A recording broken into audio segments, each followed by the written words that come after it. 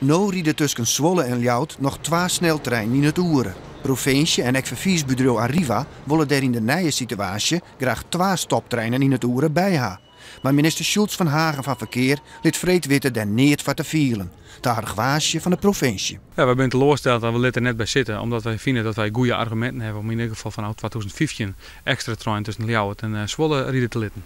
En dus mobiliseren de deputaires zijn troepen om in actie te komen.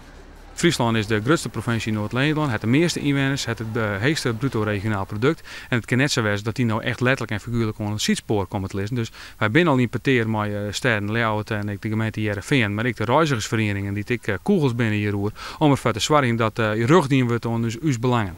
Ook Arriva-directeur Arne Hettinga is diep teleurgesteld. Hielendal omdat op het spoortraject tussen Zwolle en Grains van de minister wel extra stoptreinen rieden meijen. Het Haagse argument dat station Zwolle geen ruimte genoeg had voor de extra Frieske treinen neemt er onzin. Dat is gewoon onterecht, want ProRail heeft dat uitzocht. En ProRail heeft vastgesteld dat het wel degelijk daar kan. Dus we moeten er met z'n allen doen werken dat het gebeuren gaat. Want je zei ze in Grains in het dek. Zwolle-Grains wordt onbesteed en dat is een onderdeel van uw plan.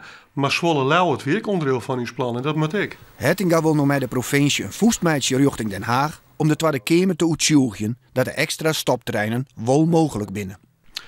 Ik denk dat we vanuit Friesland, met de vervierders en de consumentenorganisaties net een sterk genoeg gezamenlijk geluid afviert in de richting van Den Haag. En dat moet nou gebeuren.